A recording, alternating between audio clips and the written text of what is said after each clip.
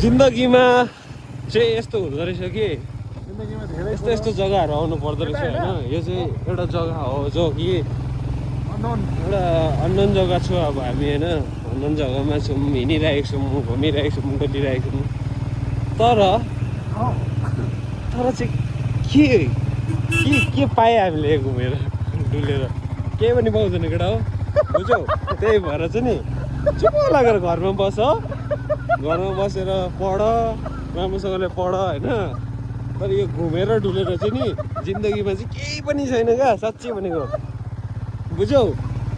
तिमीहरूलाई चाहिँ म यति भन्न चाहन्छु होइन मैले त बहुत एक्सपिरियन्स गरेको छु होइन मैले घुमेँ डुलेँ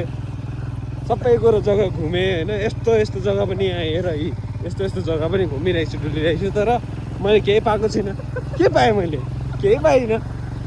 त्यही भएर केही पनि पाउँदैन हौ त्यही भएर चाहिँ लाइफमा चाहिँ पढ आफ्नो ड्रिमहरू अचिभ गर के सोचेको छौ लाइफमा त्यो गर होइन